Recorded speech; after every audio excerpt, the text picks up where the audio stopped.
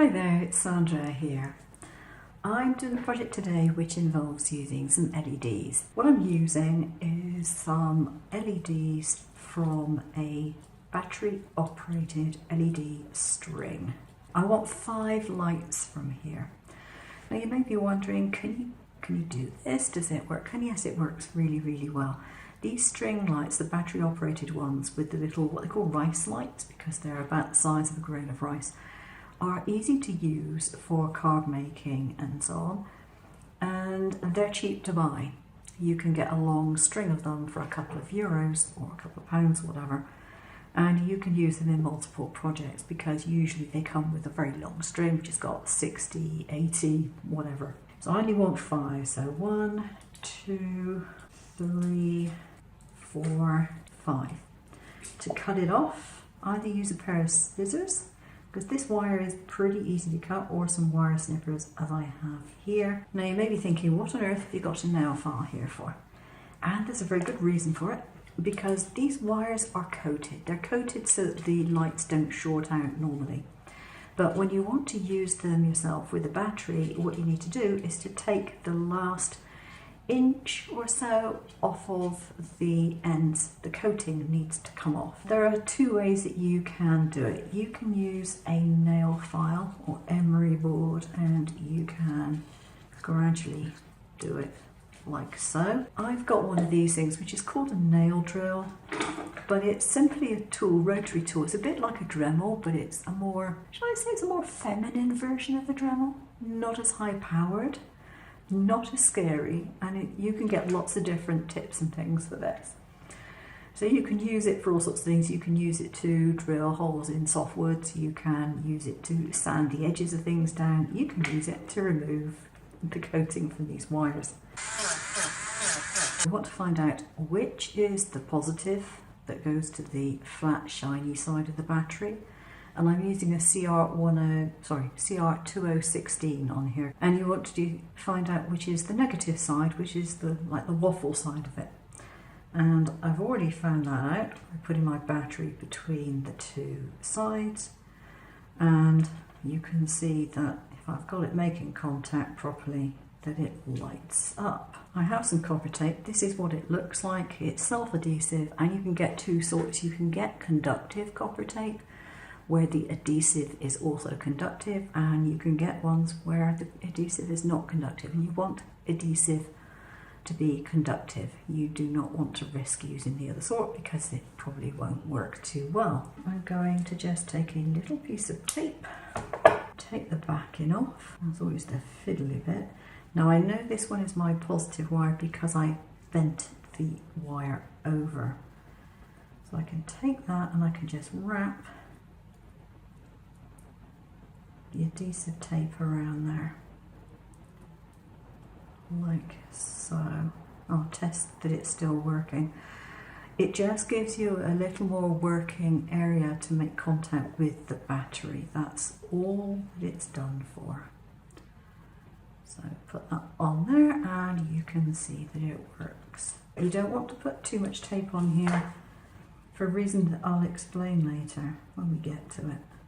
Just a little bit. I've probably got about 1 centimetre of tape, 1.5 centimetres.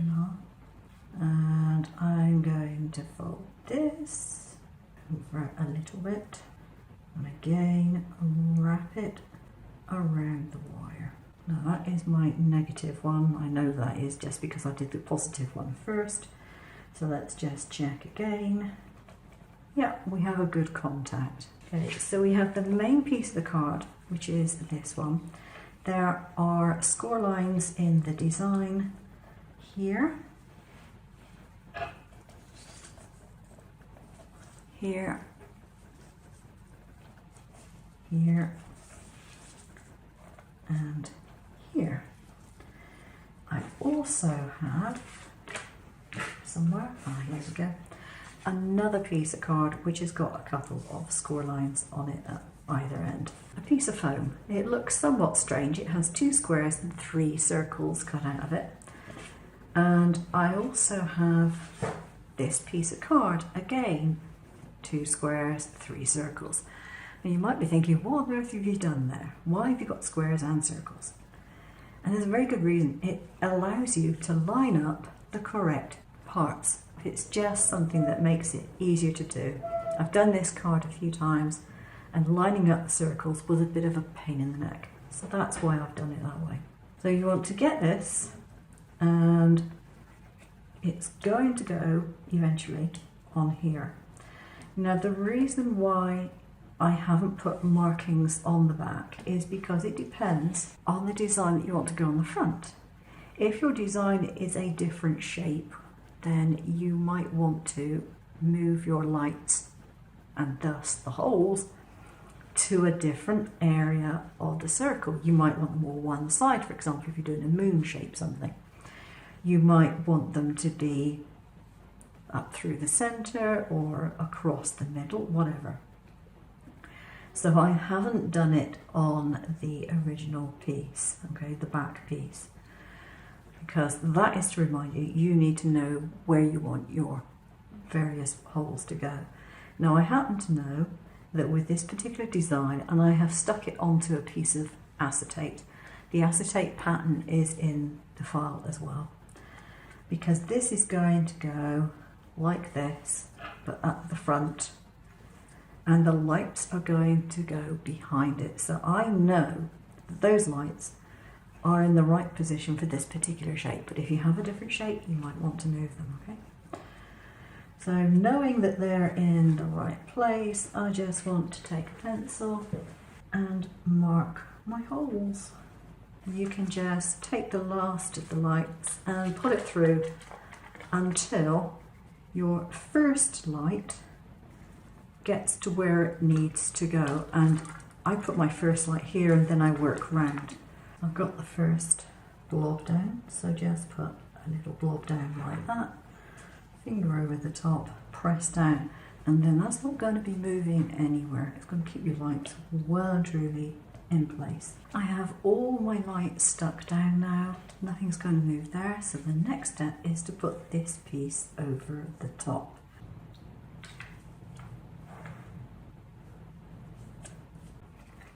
So you can see if I put the battery between the two wires, the lights go on and they show through those holes, which is exactly where they need to be. So on the back here, I have a self-adhesive piece of foam. I'm going to put a little bit of hot glue on the other side of it, so that I can stick it down close to that hole there. I can then put my negative wire, so check which is your negative and which is your positive, and I can take that wire, put that right in the centre of there. I can put a little blob of glue on here and just press that down, so that's going to be stuck in place. And then I can put the battery directly. We have just some normal double-sided tape, and we want to put that more or less in the centre there. And we have a card piece, this one here, and we want to put a plastic piece over this one. So this gets protected with plastic so it can't contact on there, and this one here gets stuck on like so. A little bit of glue just on that bit there, so that sticks onto the back of the card. So whoever receives it simply lifts that up, removes that plastic, and then presses it down on the back. The next bit of this involves this strap here, which goes in there.